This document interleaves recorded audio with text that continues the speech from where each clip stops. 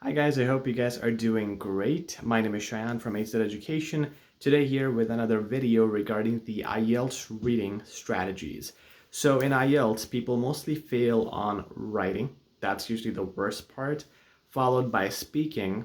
And the third thing is reading. Listening is the easiest, which is why they usually ask you to get an 8 in listening and 7 in the other things.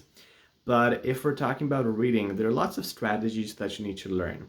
Now, reading is something you can do on your own. There are some good materials out there for reading. And you know what I always recommend is if you're doing the general module, practice with the academic reading. Okay, the format is the same pretty much. And the academic reading is much more difficult. So it makes a lot of sense for you to do the difficult stuff and then do the general. The reason being, when people in my classes, when they do reading academic, let's say they're scoring 6.5 and they're actually doing the general exam, they go in the general exam and they score 7.5. So it's usually 7 or 7.5 if they're getting that kind of score. And the reason is because they are used to doing the hard stuff. So when they actually get the actual easy stuff, it's much easier. Okay? So make sure you do the academic reading for academic, of course, and even for general, do academic IELTS reading. So that's one thing. Now let's get into the strategies. Let's break down the different types of questions and discuss what to do in each part. Most of our students are general students, so let's talk about the time. Passage 1 is the easiest, passage 2 and 3 are the harder ones. It used to be like passage 3 the hardest one, but now passage 2 is sometimes more hard than passage 3. So what I recommend is spend 18 minutes on passage 1 and 21 minutes passage 2, 22 minutes passage 3. If you find that passage 2 is easy, then maybe give that 18 minutes as well, and passage 3 can have the remainder of the time. Okay, so that's for the time. Let's talk about the different types of questions. Let's go with the no more than 2 words or no more than 3 words. Here you want to follow 2 main strategies. One is make sure you read the keywords around the sentence, and the second is predict. So let's say the sentence is saying, in something, gap, in something, the weather of Europe was very warm. So it says in something. Now, in something might mean in maybe a location. You know, it could be in the central part of Europe.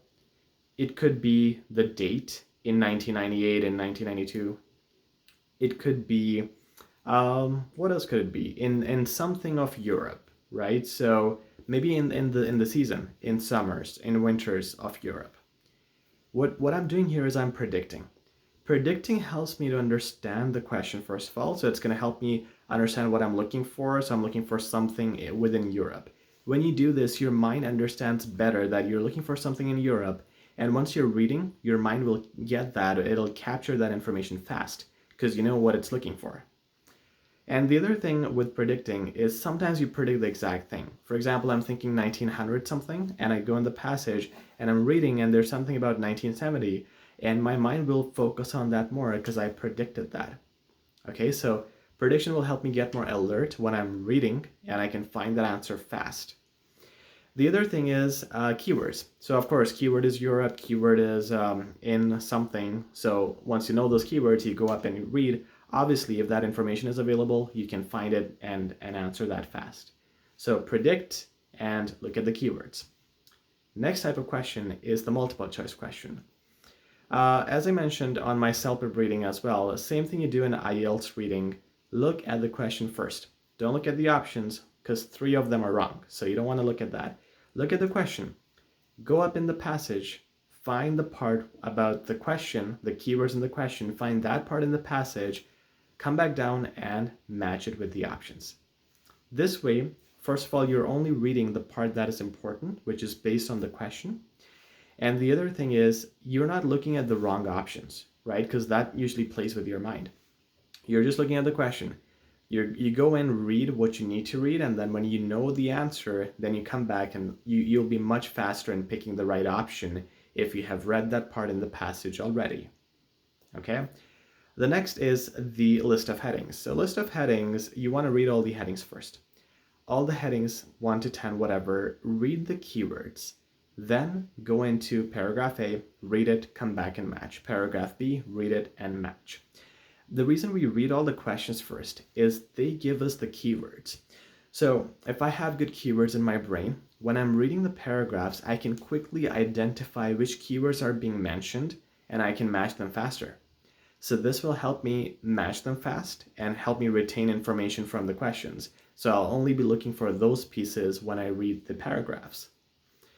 The other thing you do, because we're talking about headings, a common strategy you might have seen is read the first few lines and the last few lines of the paragraph.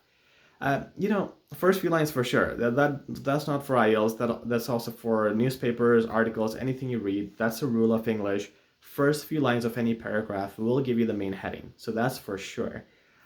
Last few lines, nowadays it's tricky. It used to work, but IELTS is getting smart. So you can't rely on the last few lines. I would say first few lines for sure. And then read the rest of the paragraph just a little fast because you want to get an overall idea. You don't want to read everything in detail. Okay? So rely on the first few lines more, but read the whole paragraph just to make sure, because sometimes the first few lines are obviously not enough. Okay? There's another similar type of question, which is finding information. So in the finding information questions, you don't have to give the heading, but you have a list of sentences that you have to match with the paragraphs. So which paragraph contains what information? Okay? Now, it's done pretty much the same way as the list of headings. So you look at the questions, read the keywords, go to paragraph A, read it, come back and match. Go to paragraph B, read it, come back and match, and so on. In this case, though, you're not going to focus on the first few lines because this is not a list of headings question. This is the finding information question, and the information could be anywhere in the paragraph. Okay, so you want to make sure you look at the whole paragraph, and this time you can't skim through, because this piece of information could be mentioned in the first line, in the middle, could be anywhere. So you got to read the whole paragraph in detail. This takes time, right? So what I suggest with this type of question is don't do it alone. When you are doing this, maybe mix another question with it. Maybe mix a true, false, not given question. So while you're answering what paragraph matches what question, at the same time you're looking at one or two true, false questions and answering that as well from that particular paragraph. Because you're reading the whole thing anyway, might as well answer multiple questions. Okay, so this is the only type of question where I recommend mixing stuff, and that's just to save you time. Okay, the next type of question is matching questions. Matching, you have one column, 1, 2, 3, to match with ABC.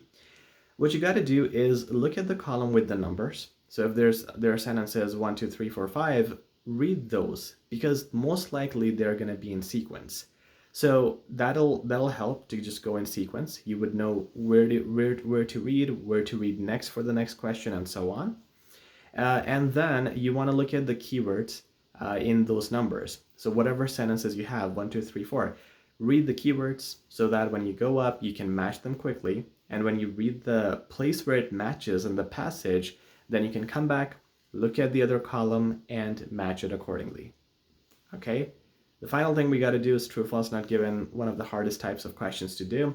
Well, again, mostly they're in sequence. So, take 2 questions at a time, for example. For things that are in sequence, you want to take 2 questions at a time and read the keywords. Go up in the passage, match it, come back down, and then the next 2, and so on. So again, this is the simple strategy is keyword matching, take 2 questions at a time. This will help you identify if it's in sequence or not. If it is in sequence, just keep doing 2 at a time. Sometimes even if it's out of sequence, it's usually one question is before the other, but it's not like the last question, you'll find it first. No, it's usually just a little out of sequence, and that's another reason why I recommend looking at 2 at a time. So even if it's a little out, you can find you can find the second one before the first one. Okay? The other reason I recommend looking at 2 questions at a time is because let's say one is not given. You can't find it, and you find question number 2 before question 1. That'll also hint you that maybe question 1 is not given, right? So it'll help you find not given faster if you look at 2 questions at a time. I don't say 3 or more because then your memory won't retain everything. Now consider if it's not in sequence. The only thing you can do is just like list of headings or finding information, look at all questions. If you see they're not in sequence, look at all questions 1 to 5 for true false, because now anything can be anywhere. So whatever keyword you find first, you can answer that first. Okay? There is a confusion between false and not given. The easiest way to identify that is remember to see a sentence, and if the thing is opposite of what you can read, the opposite is mentioned in the question, it's false. For example, the passage says Egyptians used to worship stones. The question says Egyptians didn't worship stones. Perfect, it's opposite, it is false. You can just put false there. But if the question says the Egyptians used to worship let's say, used to worship the sun, okay, then it's not given. It's not false, because we don't know if they were worshiping stones or not. It could be that they worship the sun and they worship the stones.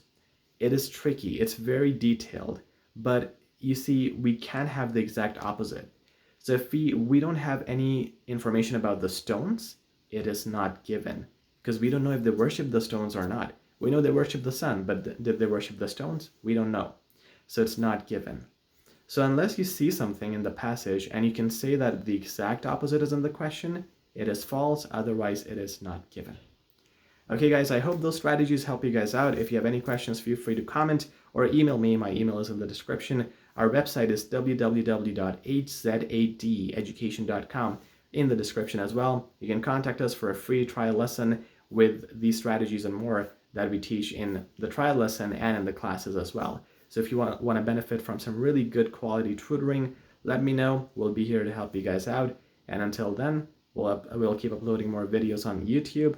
Hope you find that beneficial, and I hope that helps you in your preparation. Thank you again, and take care.